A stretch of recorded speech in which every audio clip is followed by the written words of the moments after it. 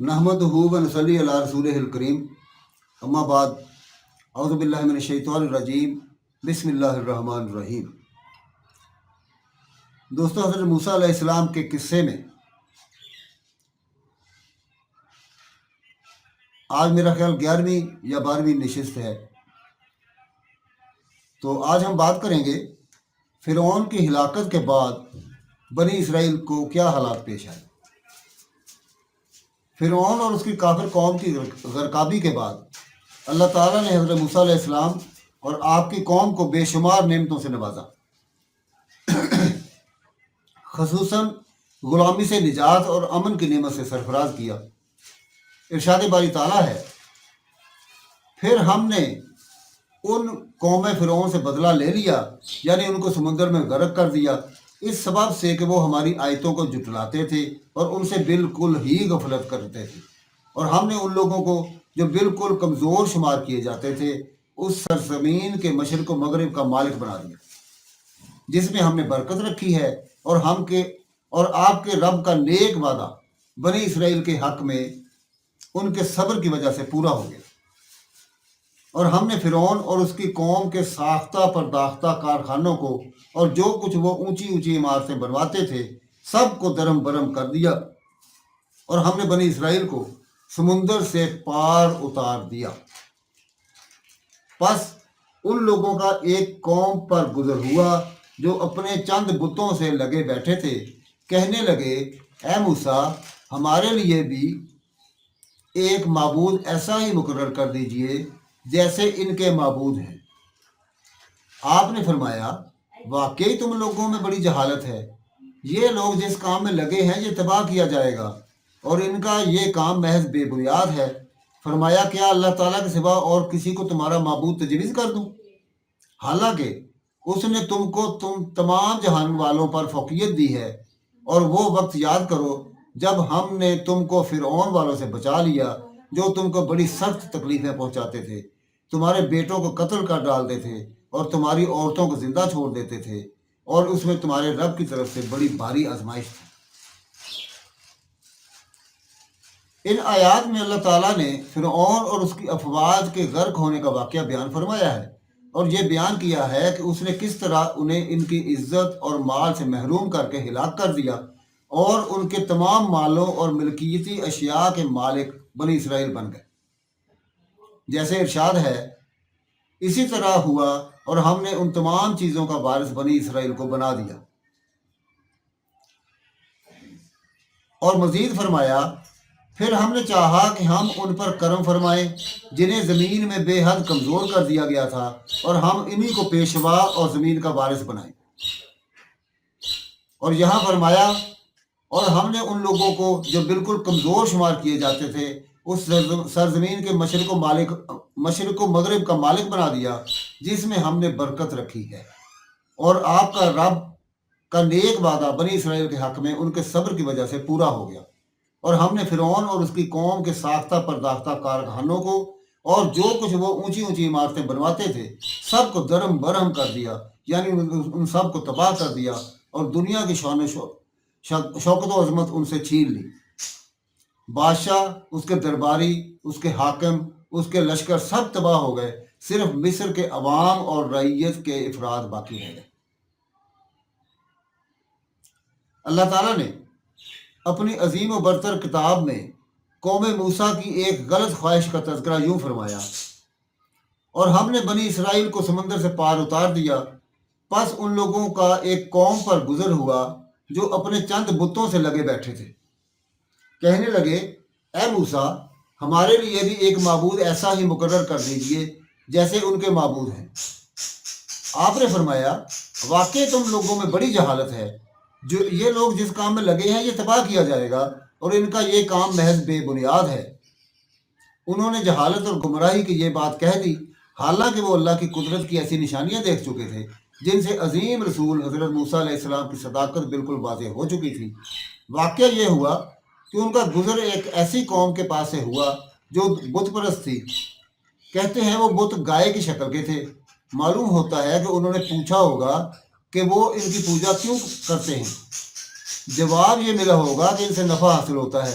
اور حاجتیں پوری ہوتی ہیں۔ ان جاہلوں نے ان کی بات کو سچ سمجھ لیا اور اپنے نبی حضرت موسیٰ کلیم اللہ علیہ السلام سے یہ مطالبہ کر ڈالا، جیسے ان کے معبود ہیں ہمارے لیے بھی ایک معبود بنا دیجیے۔ حضرت موسیٰ علیہ السلام نے ان کی حماقت واضح کرتے ہوئے فرمایا، یہ لوگ جس کام میں لگے ہوئے ہیں تباہ کیا جائے گا، اور ان کا یہ کام محض بے بنیاد ہے۔ جب حضرت موسیٰ علیہ السلام مصر سے نکلے اور بیت المقدس کی طرف روانہ ہوئے تو ان کا سامنا حسانی، فزاری اور کنعانی اقوام کے زبردست لوگوں سے ہوا۔ حضرت موسیٰ علیہ السلام نے اپنی قوم کو حکم دیا کہ ان کافر قوموں کے خلاف جہاد کریں اور انہیں بیت المقدس کی سرزمین سے نکال دیں، جس کے بارے میں اللہ نے حضرت ابراہیم اور موسیٰ علیہ السلام کی زبانی ان سے وعدہ کیا ہے کہ وہ بنی اسرائیل کو ملے گی۔ انہوں نے جہاد کرنے سے انکار کیا، چنانچہ اللہ تعالیٰ نے ان پر خوف مسلط کر دیا اور انہیں 40 سال کی طویل مدت کے لیے میدان طیہ میں بھٹکنے دیے۔ وہ چلتے رہے، سفر کرتے رہے، ادھر ادھر آتے جاتے رہے، حتیٰ کہ 40 سال بیت گئے، جیسا کہ ارشاد باری تعالیٰ ہے۔ اور یاد کرو جب موسیٰ نے اپنی قوم سے کہا، اے میری قوم کے لوگوں، اللہ کا احسان یاد کرو کہ اس نے تم میں سے پیغمبر بنائے اور تمہیں بادشاہ بنایا اور تمہیں وہ دیا جو تمام عالم میں کسی کو نہیں دیا۔ اے میری قوم والو، اس مقدس زمین میں داخل ہو جاؤ جو اللہ نے تمہارے نام لکھ دی ہے، اور اپنی پشت کے بل روح گردانی نہ کرو کہ پھر نقصان میں جا پڑو۔ انہوں نے جواب دیا، اے موسیٰ، وہاں تو زور آور سرکش لوگ ہیں، اور جب تک وہ وہاں سے نہ نکل جائیں ہم تو ہرگز وہاں نہ جائیں گے۔ ہاں، اگر وہ وہاں سے نکل جائیں پھر ہم بخوشی چلے جائیں گے۔ دو شخصوں نے جو اللہ سے خوف کھانے والوں میں سے تھے، جن پر اللہ تعالیٰ کا فضل تھا، کہا، تم ان کے مقابلے میں دروازے میں تو پہنچ جاؤ، دروازے میں قدم رکھتے ہی یقیناً تم غالب آ جاؤ گے۔ تم اگر مومن ہو تو تمہیں اللہ تعالیٰ ہی پر بھروسہ رکھنا چاہیے۔ قوم نے جواب دیا، اے موسیٰ، جب تک وہ وہاں ہیں تب تک ہم ہرگز وہاں نہ جائیں گے، اس لیے تم اور تمہارا پروردگار جا کر دونوں ہی لڑ بڑ لو، ہم یہیں بیٹھے ہوئے تھے۔ موسیٰ علیہ السلام کہنے لگے، الہی، مجھے تو بجز اپنے اور میرے بھائی کے کسی اور پر کوئی اختیار نہیں، پس تو ہم میں اور ان نافرمانوں میں جدائی ڈال دے۔ ارشاد ہوا، اب یہ زمین ان پر 40 سال تک حرام کر دی گئی ہے، یہ خانہ بدوشوں کی طرح ادھر ادھر سرگرداں رہیں گے، اس لیے تم ان فاسقوں کے بارے میں غمگین نہ ہونا۔ اللہ کے نبی حضرت موسیٰ علیہ السلام نے قوم کے لوگوں کو اللہ تعالیٰ کے احسان اور دینی و دنیاوی نعمتیں یاد دلاتے ہوئے انہیں اللہ کی راہ میں جہاد کرنے اور اللہ کے دشمنوں سے جنگ کرنے کا حکم دیا، اور فرمایا، اس مقدس سرزمین میں داخل ہو جاؤ جو اللہ نے تمہارے نام لکھ دی ہے، اور اپنی پشت کے بل روح گردانی نہ کرو، یعنی دشمنوں کے خلاف جہاد کرنے سے جی نہ چراؤ کہ پھر نقصان میں جا پڑو، یعنی ایسا نہ ہو کہ نفع کے بعد خسارے کا اور کمال کے بعد تنزل اور نقص کا شکار ہو جاؤ۔ انہوں نے جواب دیا، اے موسیٰ، وہاں تو زور آور سرکش لوگ ہیں، یعنی وہ بہت زبردست فسادی اور کافر ہیں، اور جب تک وہ وہاں سے نکل نہ جائیں ہم تو ہرگز نہ جائیں گے۔ وہ ان جبارین سے ڈر گئے، حالانکہ فرعون کی ہلاکت ان کی آنکھوں کے سامنے ہوئی تھی، جو ان سے کہیں زیادہ زبردست، زیادہ ظالم اور زیادہ فوجوں والا تھا۔ اس سے معلوم ہوا کہ ان کی یہ بات قابل ملامت ہے کہ وہ دشمنوں اور ظالموں کے مقابلہ سے پہلو تہی کر رہے تھے۔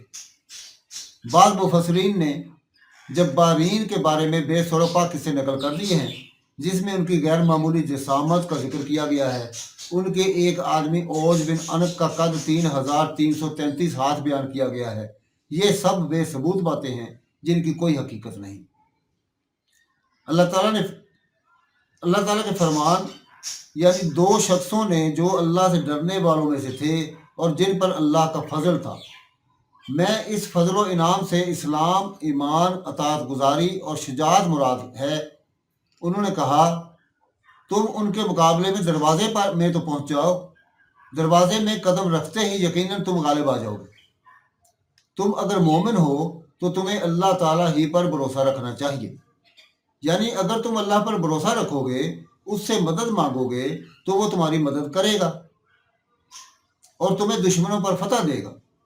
कौम ने जवाब दिया, ए मूसा, जब तक वो वहाँ है तब तक हम हरगिज ना जाएंगे, इसलिए तुम और तुम्हारा परवरदिगार जाकर दोनों ही लड़ भिड़ लो, हम यहीं बैठे हुए हैं।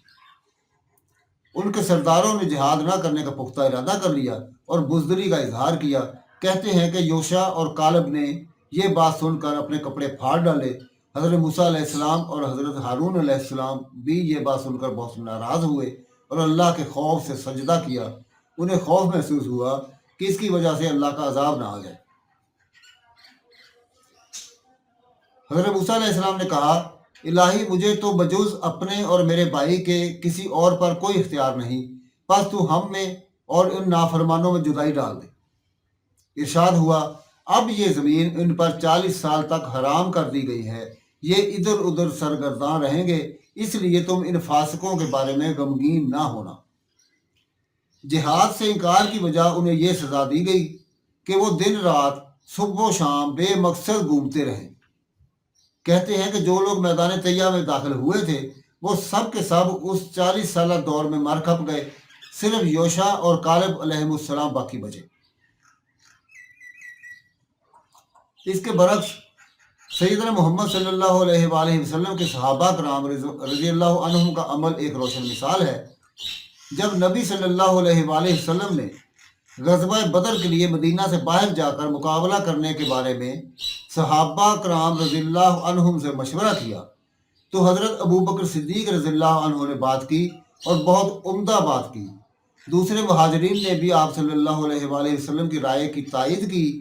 आपने फिर भी फरमाया, मुझे मशवरा दो।